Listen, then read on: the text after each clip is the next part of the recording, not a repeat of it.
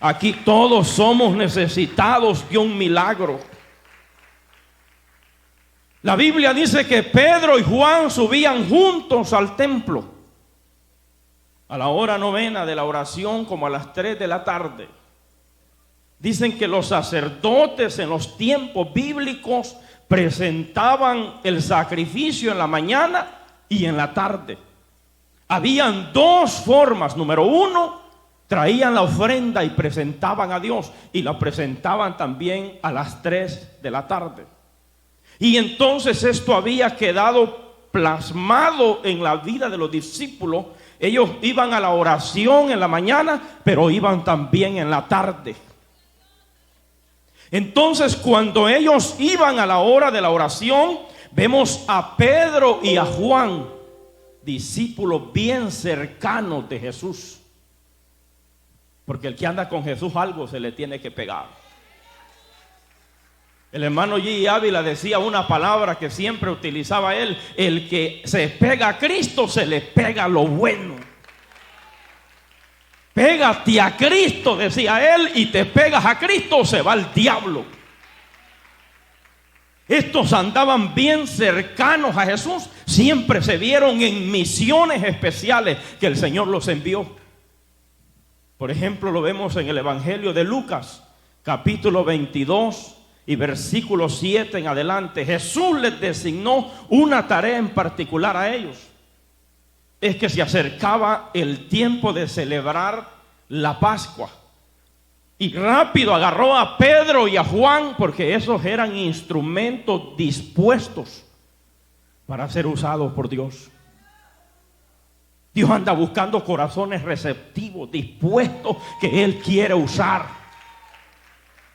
Dios quiere usar, hermanos, a los vasos que están dispuestos, pero hay que estar disponibles para lo que Dios pueda hacer con nosotros. Yo cuando oro le digo: Señor, envíame donde hay necesidad. Envíame a donde yo puedo ser de bendición para alguna vida. Rápido llega, pero ligerito llega el trabajo, porque Dios es un Dios sabio, porque Dios escucha nuestras oraciones. Estos discípulos del Señor, dice que llegó el día de los panes sin levadura, y el cual era necesario sacrificar el cordero de la Pascua. Jesús envió a Pedro y a Juan diciendo: id y prepararnos la Pascua para que la comamos. Ellos le dijeron: pero ¿dónde quieres que la preparemos? Él les dijo: he aquí, al entrar en la ciudad os saldrá al encuentro un hombre que lleva un cántaro de agua. Seguidle hasta la casa donde entrare, y decida al padre de familia: esa casa, el maestro te dice, ¿dónde está el aposento? ¿Dónde he de comer la Pascua con mis discípulos? Entonces él os mostrará un gran aposento alto y dispuesto, preparadla allí.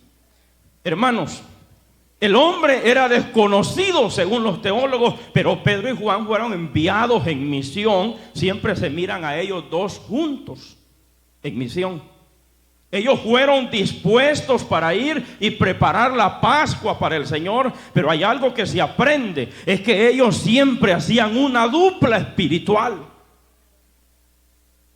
Cuando usted se une con un hermano espiritual, el reino de las tinieblas tiembla. Cuando usted se une con un hermano espiritual, hermanos, el reino de Satanás se vuelve debilitado. Por eso es que estos dos se ven en misión siempre, que andan juntos, y el Señor los envió como instrumentos para preparar la Pascua, pero ya tenía al caballero que le iba a asignar el lugar donde él iba a preparar la Pascua, pero ellos fueron los enviados.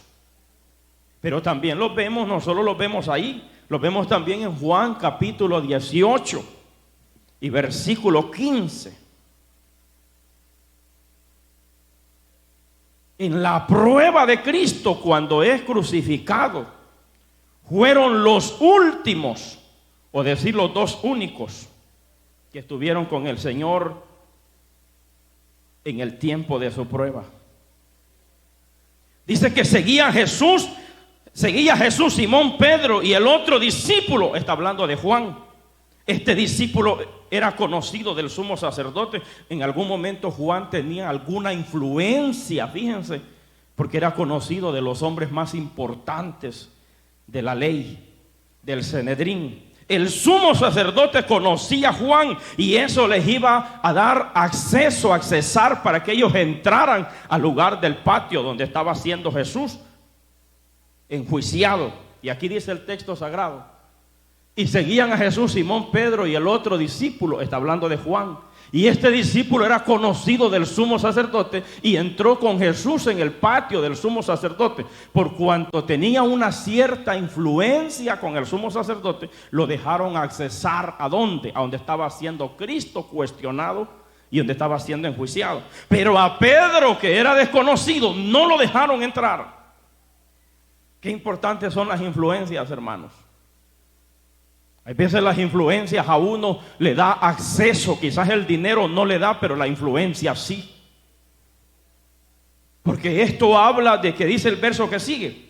Dice: mas Pedro estaba fuera a la puerta, salió pues el discípulo que era el conocido del sumo sacerdote, habló a la portera a la portera, dice, y hizo entrar a Pedro.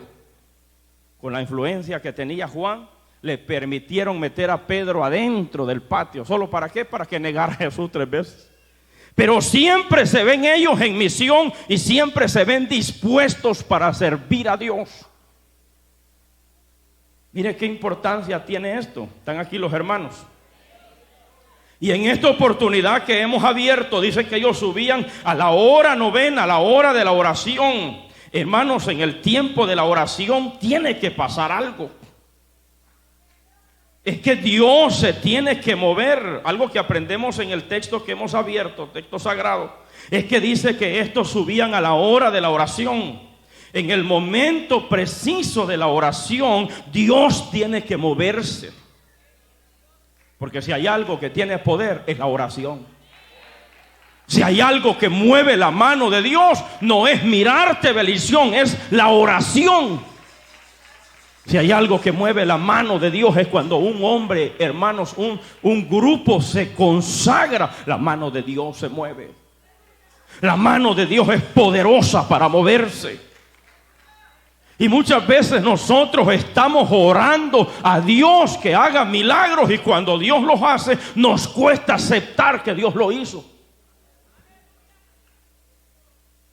Nos dicen pues que, yo cuento esta anécdota siempre, de que habían unos hermanos que tenían una iglesia enfrente de la licor de un señor árabe. Y estos hermanos oraban siempre, y el hombre, el dueño de la licor, era ateo, pero él los oía orar y decían: Señor, que se queme la licor. En el nombre de Jesús, que se queme, porque allí muchas vidas están siendo atrapadas por el alcoholismo, por esos espíritus de alcoholismo. Y los hermanos oraban en voz alta, porque los pentecostés oramos. No importa las culturas que sean, nosotros oramos en voz alta. Si es pentecostés, hermano, vive allá en el Brasil, vive en el Ecuador, vive en El Salvador, vive en Honduras. El que es pentecostés vive en el Caribe, vive en la Cuba, hermano, vive en República Dominicana. El que es pentecostés, se le mete el Espíritu Santo por dentro.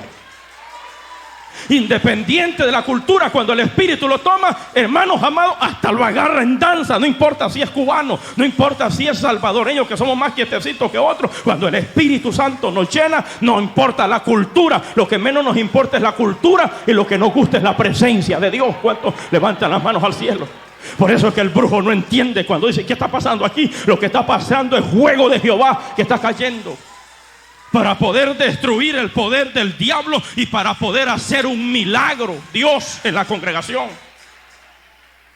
No porque un hermano dice: no, que esa es la cultura de los hermanos del Caribe. Olvídese de la cultura. Cuando el Espíritu Santo se mete, la cultura es lo que menos importa. Y empieza a danzar cuando nunca ha danzado. Empieza a hablar lenguas cuando nunca las ha hablado. Y la cultura es lo de menos. El Espíritu Santo, cuando se mete.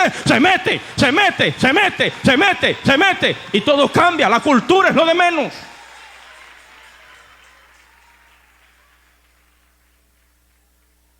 Alaba lo que Él vive. Entonces los hermanitos pentecostales oraban enfrente de la tienda de la licor que tenía el árabe. Y el árabe era ateo. Pero los oía hablar, los oía gritar, que decían: que se queme la licor. Que se queme en el nombre de Jesús, que se queme. Pasaban a otro hermanito de esos que más gritan, que se queme en el nombre de Jesús. No, hombre, y no va a creer que el hombre árabe que era ateo pensó que le habían echado maragüero a los cristianos y no se le quemó la licor, pues.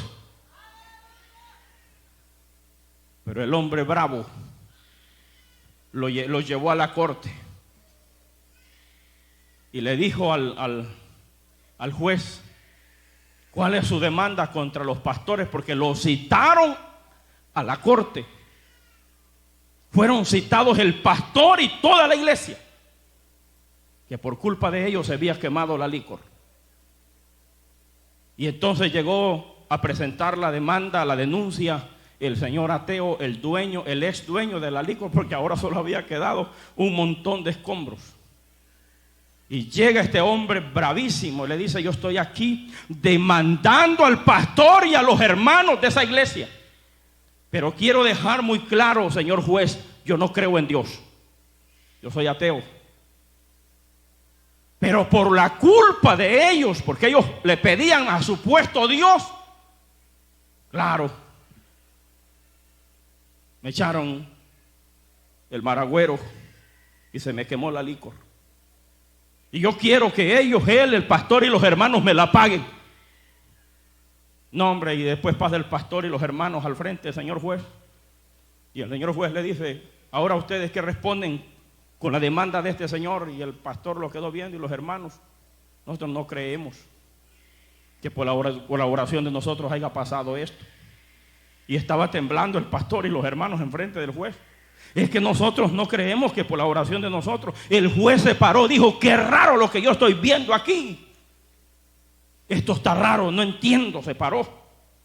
Estos que supuestamente creen que Dios existe, no creen que la oración que ellos hicieron tiene poder.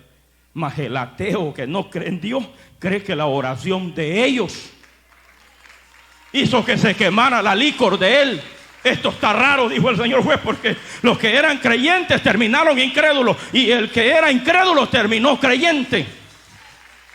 Así hay gente en las iglesias, está pidiendo un milagro, que Dios sane una rodilla, que Dios sane un codo que está torcido, que Dios haga un milagro en el cerebro. Pero cuando está la oración a la hora del milagro, hermanos amados, en vez de para otra cosa se va a chiclear para otro lado, porque la gente no viene al culto. El que viene al culto le dice al que está ahí: cállate, yo vine a buscar un milagro de Dios en esta hora, y ese milagro yo lo necesito. Levanta las manos al cielo, porque el milagro de Dios está en el momento de la oración. En el momento de la oración, el Espíritu Santo va a hacer el milagro.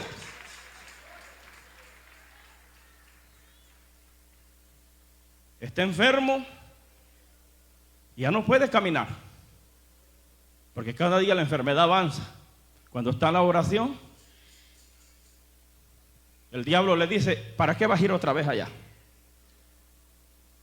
¿Para qué? Mejor quédate tranquilo ahí, si Dios sabe que conoce tu necesidad. Porque el diablo es experto en controlar nuestra mente.